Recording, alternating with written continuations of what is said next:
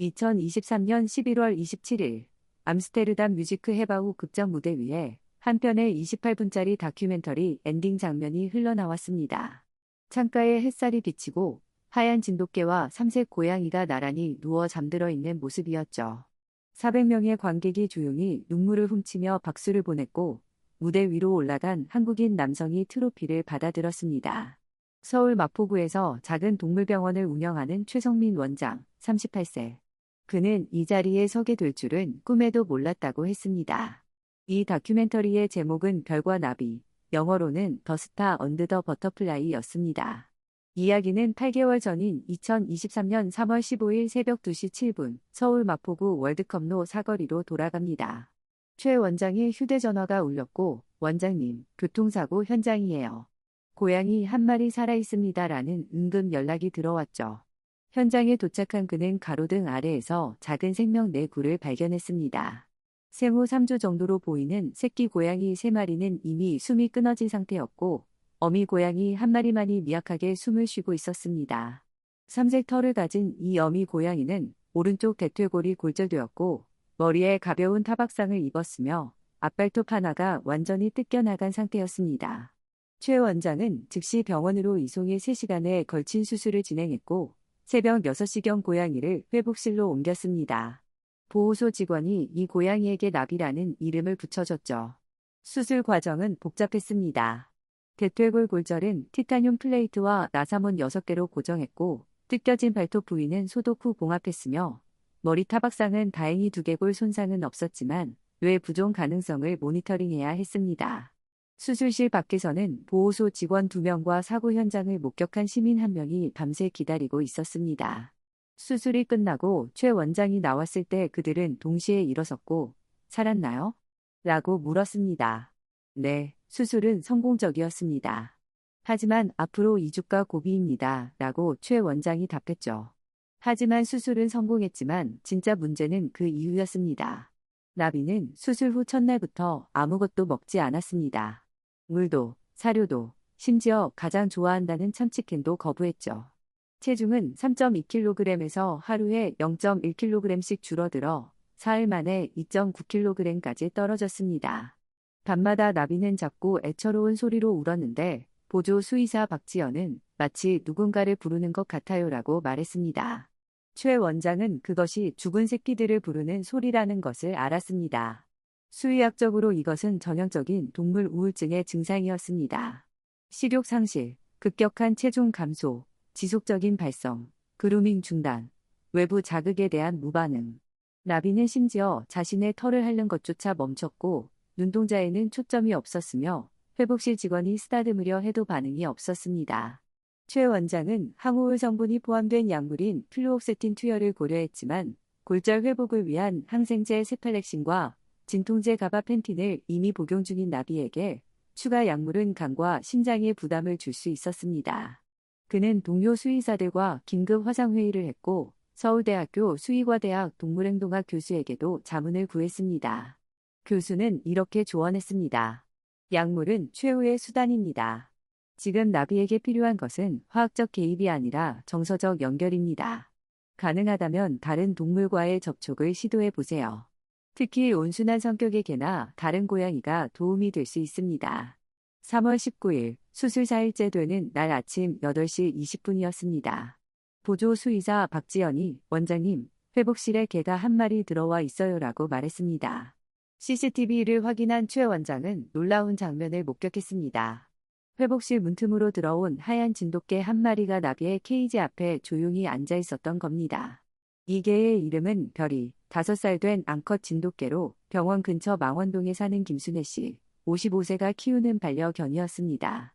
별이는 자주 병원에 들러 다른 동물들을 조용히 지켜보곤 했는데 최 원장과 직원들은 별이를 병원의 비공식 치료견이라고 부르곤 했죠. 김순애 씨는 매일 아침 산책 중에 병원에 들러 커피를 한 잔 마시고 가는 단골이었고 별이는 그 시간 동안 자유롭게 병원을 돌아다니곤 했습니다. 하지만 이날따라 별이는 나비에게 특별한 관심을 보였습니다. 최 원장이 나중에 김순애 씨에게 들은 이야기에 따르면 별이도 2년 전인 2021년 5월 출산 과정에서 새끼 한 마리를 잃은 경험이 있었다고 합니다. 총 5마리를 낳았는데 그중 막내가 제대로 숨을 쉬지 못하고 태어난 지 2시간 만에 죽었고 별이는 그날 밤 내내 죽은 새끼 곁을 지키며 울었다고 했습니다. 그 이후로 별이가 달라졌어요. 다른 아픈 동물들을 보면 가만히 있지 못하고 다가가려고 하더라고요. 마치 자기가 뭔가 해줘야 한다는 것처럼이라고 김순애 씨가 말했습니다. 그날 이후 별이는 매일 아침 9시경 회복실로 찾아와 나비 옆에 앉았습니다. 처음 3일 동안 나비는 별이를 완전히 무시했습니다. 고개도 돌리지 않았고 눈도 마주치지 않았으며 별이가 코를 킁킁거려도 아무런 반응이 없었죠. 하지만 별이는 포기하지 않았습니다. 그저 조용히 나비 곁에 앉아 있을 뿐이었습니다. 가끔 작게 꼬리를 흔들거나 부드럽게 숨을 내쉬거나 그저 존재할 뿐이었죠. 최 원장은 이 과정을 처음에는 우연이라고 생각했습니다. 하지만 별이가 3일 연속 같은 시간에 나타나 같은 자리에 앉는 것을 보고 이것이 우연이 아니라는 것을 깨달았습니다. 그는 작은 캠코더를 회복실에 설치했고 43시간에 걸친 기록이 시작되었습니다. 3월 22일 수술 7일째. 별이가 평소보다 30분 일찍 도착했습니다. 그리고 이번에는 나비 케이지 앞에 앉지 않고 케이지 옆으로 몸을 길게 뻗어 누웠습니다. 마치 나 여기 있어 괜찮아라고 말하는 것처럼요. 3월 25일 수술 10일째 되는 날 오전 10시 37분. 역사적인 순간이 일어났습니다. 최 원장은 이 시각을 정확히 기억합니다. 나비가 처음으로 별이에게 다가가 코를 킁킁거린 것입니다. 회복실에 있던 모든 직원이 숨을 죽였고 누구도 움직이지 않았습니다. 별이는 천천히, 아주 천천히 고개를 들어 나비를 바라봤습니다. 그리고 부드럽게 나비의 머리를 핥아주기 시작했습니다. 1번, 2번, 3번. 나비는 처음에는 몸을 살짝 떨었지만 도망가지 않았습니다. 그리고 10초쯤 지났을 때 나비가 작게 울음소리를 냈습니다. 이번에는 슬픈 울음이 아니었습니다. 이것이 바로 그루밍이라고 불리는 동물들의 상호 돌봄 행동인데 과학적으로 이 과정에서 옥시토신이라는 호르몬이 분비됩니다. 옥시토신은 사랑의 호르몬 또는 유대 호르몬이라고도 불리며 사회적 유대감을 형성하고 스트레스 호르몬인 코르티솔을 억제하는 역할을 하죠. 동시에 나비의 체내에서는 불안과 우울을 유발하는 코르티솔 수치가 낮아지기 시작했습니다. 최 원장은 나중에 혈액 검사를 통해 이를 확인했는데 나비의 코르티솔 수치는 그루밍 이전 45마이크로그램 데시리터에서 일주일 후 28마이크로그램 데시리터로 떨어졌습니다. 정상 범위인 1535 사이로 돌아온 것이었죠. 3월 28일 별이가 자신의 장난감인 작은 곰 인형을 입에 물고 왔습니다. 이 인형은 김순애 씨가 별이가 강아지였을 때 선물한 것으로 별이가 가장 아끼는 물건이었습니다. 별이는 그 인형을 나비 앞에 놓았고 나비는 처음에는 그것을 쳐다보기만 했습니다. 30분이 지나고 1시간이 지나고 2시간이 지났습니다. 그리고 오후 3시 15분 나비가 천천히 앞발을 뻗어 인형을 자신 쪽으로 끌어당겼습니다. 별이는 꼬리를 크게 흔들었고 최 원장은 그 순간을 보며 눈물이 났다고 했습니다. 그 순간 나비가 다시 살아나고 있다는 것을 알았어요. 호기심을 보인다는 것은 삶에 대한 의지가 돌아온다는 신호니까요.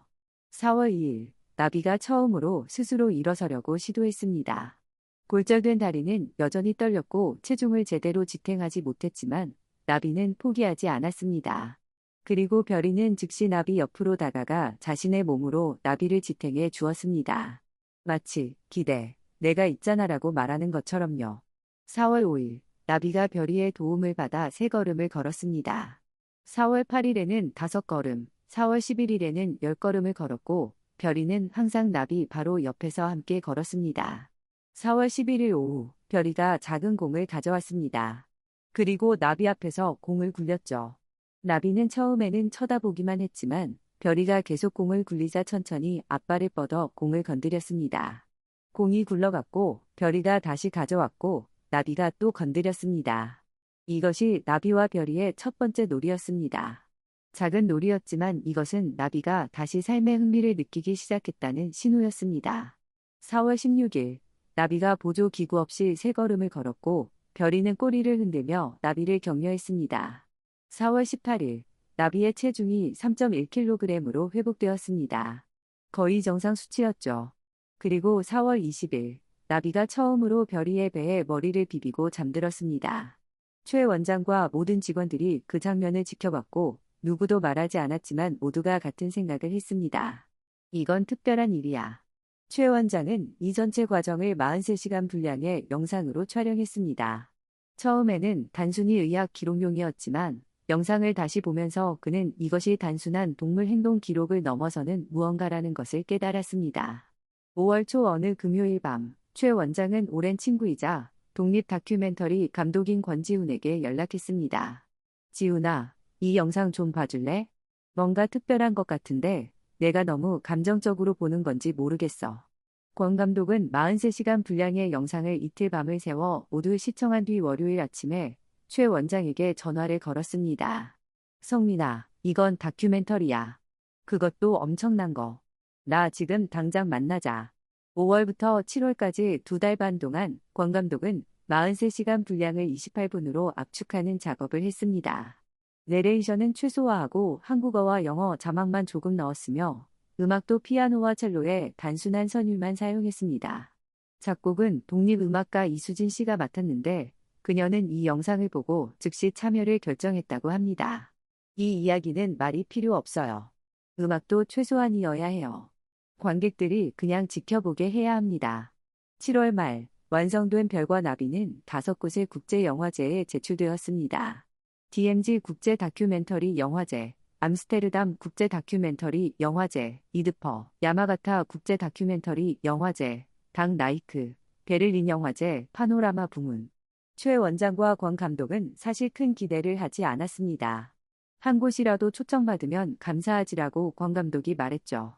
8월 중순, 기적 같은 소식들이 연달아 도착했습니다. 8월 14일, DMZ 국제 다큐멘터리 영화제에서 공식 초청 이메일이 왔습니다. 8월 18일, 이드퍼에서도 초청 이메일이 도착했습니다. 8월 23일, 야마가타 국제 다큐멘터리 영화제에서도 연락이 왔습니다. 총 3곳에서 동시에 초청을 받은 것이었습니다. 9월 16일 토요일 오후 2시, DMZ 국제 다큐멘터리 영화제 상영관에서 별과 나비가 처음으로 대중에게 공개되었습니다. 200석 규모의 상영관은 만석이었고 관객 중 상당수는 동물을 사랑하는 사람들이었지만 영화 관계자들도 많았습니다. 영화가 시작되고 28분 동안 상영관은 정말 조용했습니다. 가끔 누군가 코를 훌쩍이는 소리만 들렸죠. 영화가 끝나고 화면이 어두워졌을 때 5초 정도 침묵이 흘렀습니다. 그리고 한 사람이 일어나 박수를 치기 시작했고 곧 모든 관객이 일어섰습니다. 기립박수는 5분 이상 이어졌습니다. 9월 24일 폐막식에서 별과 나비는 관객이 뽑은 최고의 다큐멘터리상을 수상했습니다. 시상자는 이렇게 말했습니다. 이 작품은 말없이 많은 것을 말합니다. 종을 넘어선 연민, 상실을 겪은 존재들이 서로를 치유하는 과정, 그리고 가장 중요하게는 함께 있음의 힘을 보여줍니다. 9월 20일, 조선일보가 일면에 이 소식을 보도했습니다. 서울동물병원의 기적 같은 이야기, 세계가 주목하다. 같은 날 오후, 포털사이트 네이버 실시간 검색어 1위에 별과 나비가 올랐고 관련 기사에는 2만 건 이상의 댓글이 달렸습니다. 와, 이거 진짜 한국 병원에서 일어난 일이야? 대박 유유 별이 천사견 인정 우우 나도 울었어요 유유. 이런 이야기가 우리나라에 있다는 게 너무 자랑스럽다. 진짜 유유 별이도 나비도 오래오래 건강해. 나비야 유유 이제 행복해. 별이랑 오래오래 살아 유유 진짜 영상 보고 울었어요. 길고양이도 제 집 찾아온다더니 이번엔 따뜻한 개가 슬픈 고양이를 찾아왔네요. 유유 같은 댓글들이 쏟아졌습니다. 11월 27일 암스테르담 이드퍼 메인 극장인 뮤지크의 바우에서 별과 나비는 2,000명 규모의 극장에서 상영되었고 이 글이 첫 장면으로 돌아갑니다. 상영 후 Q&A 시간에 한 네덜란드 관객이 질문했습니다. 이 개는 어떻게 고양이가 아픈 것을 알았나요? 그리고 왜 도와주려고 했나요? 최 원장이 답했습니다. 저도 처음에는 그게 궁금했어요. 하지만 지금은 이렇게 생각합니다. 별이도 상실을 경험했고 그 고통을 알고 있었어요. 어쩌면 상실을 경험한 존재들은 서로의 아픔을 더 잘 알아보는 것 같습니다. 그리고 별이는 우리가 평생 배우지 못할 것을 이미 알고 있었던 것 같아요. 슬픔은 지우는 게 아니라 그 옆에 함께 앉아주는 거라는 것을요. 극장은 다시 한번 박수로 가득 찼습니다. 영국 일간지 가디언은 조용한 걸작, 아콰이언 메스터피스 이라는 제목의 리뷰에서 이 28분짜리 다큐멘터리는 2시간짜리 블록버스터보다 더 많은 것을 말한다. 말없이라고 평했고 미국 영화 전문지 버라이어티는 종을 넘어선 연민을 보여주는 부드럽고도 강력한 다큐멘터리. 올해의 가장 아름다운 발견이라고 썼습니다. 12월 초 한국교육방송 앱 이 방영권을 구입했고 12월 15일 금요일 밤 10시 다큐 프라임 시간에 전국 방송되었습니다. 시청률은 3.2%로 같은 시간대 평균 1.8%에 거의 2배에 달했습니다. 유튜브에 업로드된 영상은 2개월 만에 320만 조회수를 기록했고 댓글은 2만 개가 넘었습니다. 2024년 1월 어느 토요일 오후 최 원장은 김순애 씨의 집을 방문했습니다. 망원동 작은 아파트 거실 소파에서 나비와 별이가 나란히 낮잠을 자고 있었습니다. 김 씨는 나비를 정식으로 입양했고 별이와 나비는 이제 한 가족이 되었죠. 최 원장이 물었습니다. 둘이 사이가 어때요? 김 씨가 웃으며 대답했습니다. 아침마다 별이가 나비 얼굴을 핥아주고 나비는 별이 배에 머리를 비비고 자요. 옛말에 길고양이도 제 집 찾아온다고 했잖아요. 근데 이번엔 따뜻한 개가 슬픈 고양이를 찾아왔네요. 둘이 이제 떨어지질 않아요. 2024년 2월 별과 나비는 야마가타 국제 다큐멘터리 영화제에서 아시아뉴 웨이브 부문 심사위원 특별상을 수상했습니다.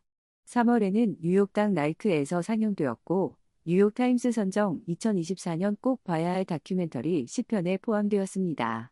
국내 여러 동물보호 단체들이 이 영상을 교육자료로 사용하기 시작했고 서울대학교 수의과대학은 동물행동학 수업의 필수 시청 자료로 지정했습니다. 경기도교육청은 중학교 도덕교과서 보조자료로 이 다큐멘터리를 추천했습니다. 최 원장의 병원에는 하루 평균 50통 이상의 전화와 메시지가 쏟아졌습니다. 우리 고양이도 우울증인 것 같은데 어떻게 하죠? 별이 같은 개를 어디서 만날 수 있나요? 정말 감동받았어요. 선생님 덕분에 오늘 힘이 났습니다. 저도 지금 상실을 겪고 있는데 이 영상을 보고 위로받았어요. 2025년 3월 15일 사고가 일어난 지 정확히 2년이 되는 날. 최 원장은 다시 김순애 씨의 집을 방문했습니다. 창가에서 별이와 나비가 나란히 앉아 밖을 바라보고 있었습니다. 봄 햇살이 두 동물의 털을 따뜻하게 비추고 있었죠. 나비는 이제 완전히 회복되어 자유롭게 걸어다녔고 별이는 여전히 나비 곁을 지키고 있었습니다. 최 원장은 조용히 중얼거렸습니다. 어쩌면 별이는 우리가 평생 배우지 못할 것을 태어날 때부터 알고 있었는지도 몰라요. 슬픔은 지우는 게 아니라 그 옆에 함께 앉아주는 거라는 걸. 그리고 때로는 말이 아니라 존재만으로도 누군가를 치유할 수 있다는 걸요.